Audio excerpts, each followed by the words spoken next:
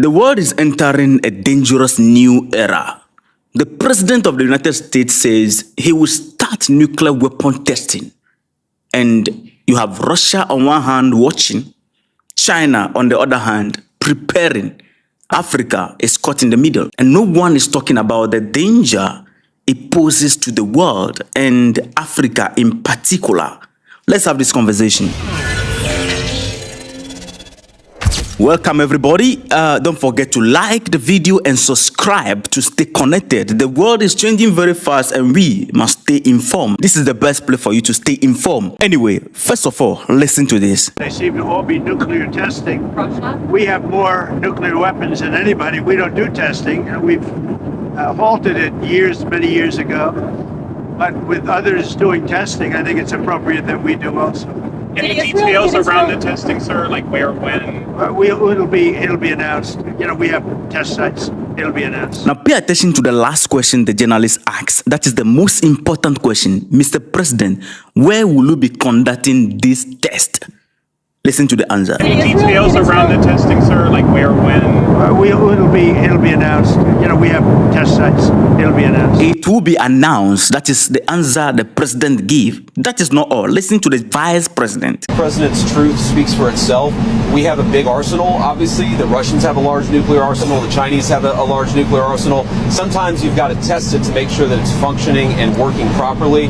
We've been working very closely, even with nations that we don't have the best relations with, to try to limit nuclear proliferation. The president's going to keep on working on that, but it's an important part of American national security to make sure that this nuclear arsenal we have actually functions properly, and that's part of the testing regime. To be clear, we know that it does work properly, but you got to keep on top of it over time, and the president just wants to make sure that we do that. I believe you heard that very clearly. We are going to break everything down. What exactly happened? Washington will be resuming nuclear weapon testing for the first time in decades. These tests, mind you, were stopped at the core because they are dangerous to humanity, to the environment, to everything surrounding, and it is destabilizing. But the US says that China, Russia, they are upgrading their nuclear power, so America must respond. This, lovely people, is a new Cold War. If one nuclear power upgrade, the other cannot remain behind. And that is the mindset which is going to lead us into a darker future. Why is the United States starting now? Why are they starting now? The US claim, according to the video, that China is building new missiles. Russia is testing new hypersonic nuclear weapons. So nuclear balance must be restored. The other side of the conversation is that this decision is going to push China and Russia to increase testing too, and it is going to create what we call global nuclear arms race. And history shows us that when superpowers are fighting for dominance, Africa feels the shockwaves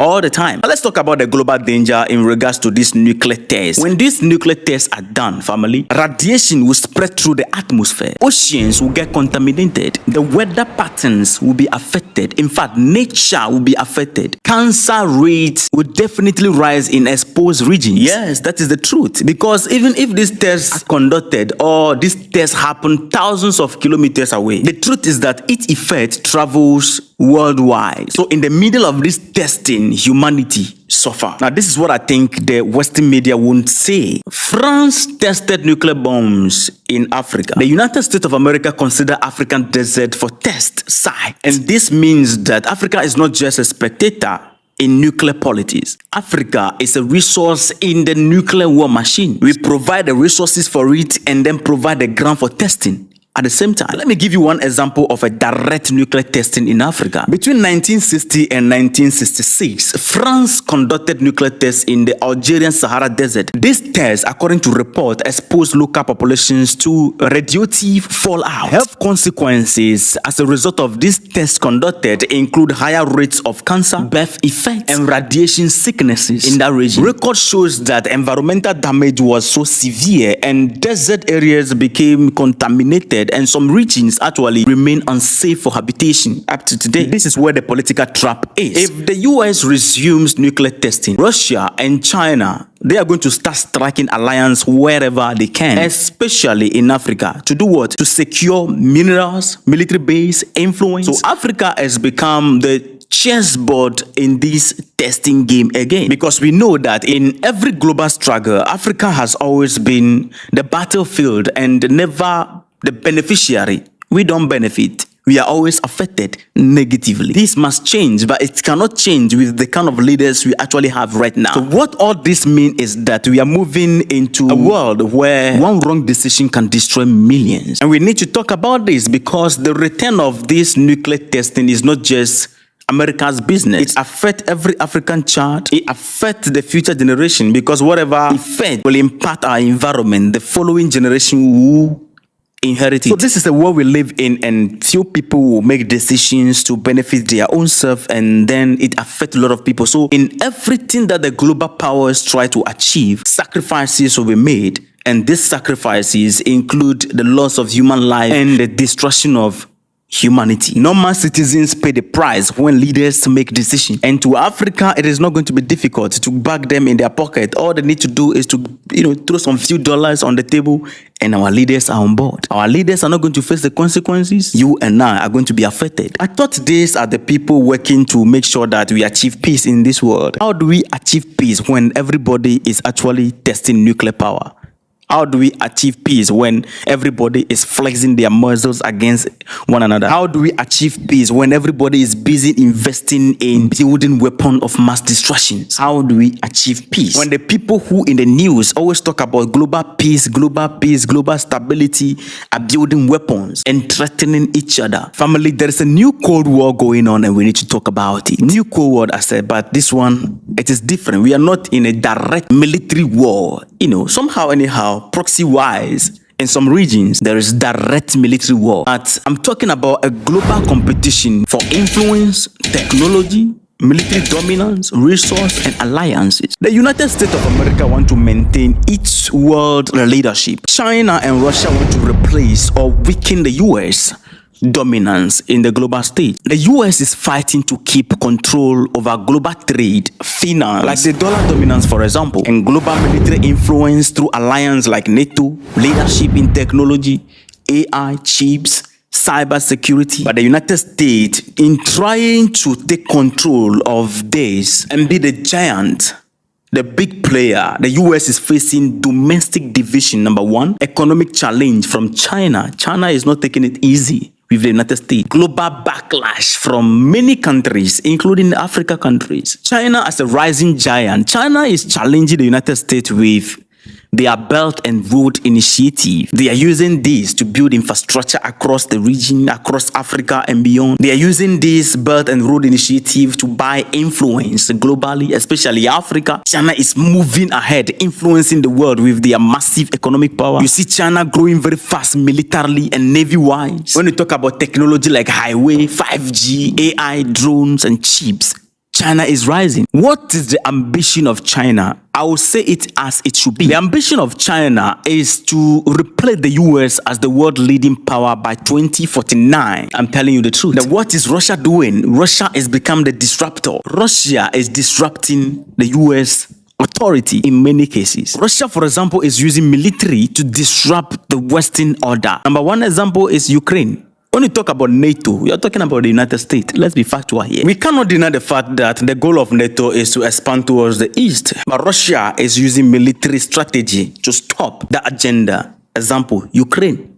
We'll not go down into that. We are seeing Russia actively building military alliance with China. Russia is expanding influence in Africa through their Wagner and the new agreement with Russia, new goals, new approach to Africa. Different from the United States, buying influence, expanding influence. The goal is to break US control over Africa and weaken NATO. If you watch in the news lately, you will understand that China and Russia, they are becoming more unified than ever. They are having economic cooperation. They are having military exercise, energy supplies. Russia is now selling cheap oil to China. These two, China and Russia on the global stage, are the only people that are standing up to the United States and challenging their sanctions and decision making. And you ask yourself, what do they want? Whenever they speak on the global stage, they made it clear that they want a multipolar world where no single country dominates. That is what is in the news. That is what the attempt is all about. But deep down, we know that this world, the strongest will always dominate. There will always be somebody dominating. Let's leave that for another day. Now, where is Africa fitting in this? It's very, very important. Africa is become the battleground for this particular influence. Yes, the struggle to get to the top, the battleground is Africa. Let's study the power strategy these three are using: China, United States, and Russia. These are the strategy of the United States: military bases across our continent, security aid, democracy influence all over. Because somehow, anyhow, it benefits the West a lot. Democracy benefits the West a lot. What are the strategy of China? China is building infrastructure. China is trying to replace the World Bank and the IMF with soft loans with fewer restrictions and conditions. China is building alliances to trade and maximizing their influence. Russia is providing military support, mining deals, anti-West alliances. Let's be factual. And whoever wins Africa gets critical minerals. You have the cobalt, the lithium, the uranium, the gold. If you're able to have access to Africa, you are having access to global market growth of 1.4 billion people. You are automatically gaining geopolitical power. Yes, because whoever control Africa control the world. Africa is not a spectator.